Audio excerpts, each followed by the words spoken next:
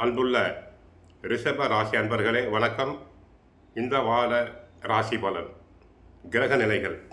ரிஷப ராசினருக்கு 3இல் குரு வக்கிரம், 4இல் கேது, 5இல் உள்ள சுக்கிர பகவான் நீச்சமடைந்திருக்கிறார். ராசிநாதன் அவர் நவம்பர் 3ஆம் தேதி சாதகமாக செல்கிறார். அடுத்து செவ்வாய் 7ஆம் இடத்தில் இருக்கிறார். ராகு 10இல், லாபஸ்தானத்தில் சனி வக்கிரம்.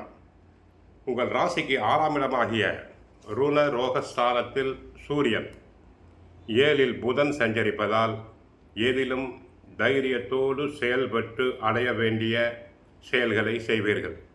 குரு பகவான் 3இல் சஞ்சரிப்பதாலும் செவ்வாய் 7இல் இருப்பதாலும் கணவன் மனைவி இடையே விட்டு கொடுத்து செல்ல வேண்டும். குடும்பத்தில் பொறுமை வேண்டும், நிதானம் வேண்டும். ஒருவருக்கு ஒருவர் தரித்த வார்த்தைகள் உபயோகப்படக்கூடாது. ஒன்றுமே இல்லாத விஷயத்திற்கு கூட கோபக்கூடக்கூடிய சந்தர்ப்பம் உண்டாகும். எதிலும் நிதானம் தேவை. உங்களுக்கு இருக்கக்கூடிய மறைமுக எதிர்ப்புகள் தற்போது குறையும். கொடுக்கல் வாங்கல் ரீதியாக தேவையில்லாத பிரச்சனைகள் உண்டாகலாம். சிக்கனம் தேவை. வியாபாரத்தில் தற்போது இருக்கக்கூடிய வாய்ப்புகளை பயன்படுத்தி கொண்டால் நல்ல விதமான வளமான பலன்களை பெறலாம். உத்தியோகத்தில் இருப்பவர்களுக்கு சிறப்பாக செயல்பட்டு மற்றவர்களின் வேலையும் சேர்த்து செய்து நல்ல பெயரை பெறுவீர். அதிகாரிகள் தங்களை மனமாற பாராட்டுவார்கள். மாணவியர்கள் எதிலும் சிறப்பாக செயல்பட்டு நல்ல பெயர் இருக்கக்கூடிய நேரம். போட்டித் தேர்வுகளில் வெற்றி பெறலாம். நன்கு படித்து மதிப்பெண் பெறுவதால் பெற்றோருக்கும் ஆசிரியர்களுக்கும் நல்ல பெயர் உண்டாகும். ராசிக்கு 5இல் இருந்த சுக்கிரன் 3ஆம் தேதி முதல் 6ஆம் இடத்துக்கு வருகிறார். தங்களுக்கு நன்மையே செய்வர். 6இல் சூரியன் புதன் இணைந்திருப்பதால் அரசு உதவுகள் தாராளமாக கிடைக்கும். நீச்சமான சூரியனுடன் சுக்கிரன் இணைவதால் நீச்சபங்க ராஜயோகம். அரசு சம்பந்தப்பட்ட துறை, அரசியல்வாதிகளுக்கு நன்மைகள் நடைபெறும். கட்சிக்குள் பொது பதவிகள் கிடைக்கும். அவர்களின் ஆலோசனைகள் ஏற்கப்படும். சூரியனும் புதனும் இணைந்திருப்பதால் புதாத்திய யோகம் உண்டாகும். பிறர் மனதில் உள்ளதை எடை போட்டு விடுவீர்கள்.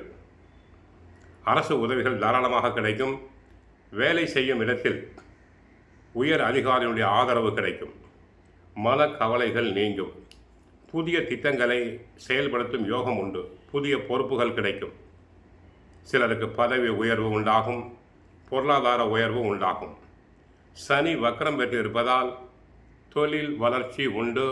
லாபம் அதிகரிக்கும். குடும்ப முன்னேற்றம் திருப்தி தரும்.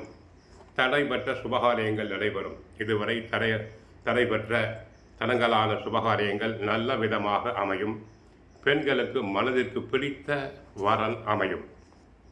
அறிவுரை: 7ஆம் இடத்தில் விரயஸ்தானாதிபதியான செவ்வாய் இருப்பதை கவனத்தில் கொள்ள வேண்டும். நண்பர்களுக்காக, சகோதரர்களுக்காக, கணவன் அல்லது மனைவிக்காக அதிக செலவு செய்ய வேண்டியிருக்கும். பணம் வீண் விரயம் உண்டாகும். திட்டமிட்டு செயல்படுங்கள்.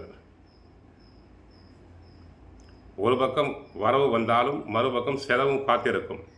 கடன் பிரச்சனையில் கசப்பான அனுபவம் உண்டாகும். கோயிலுக்கு சென்றால் மகாலட்சுமி தாயாரை வழிபடுங்கள். நன்மைகள் பெருகும். வாழ்க வளமுடன். மங்களம் உண்டாகட்டும்.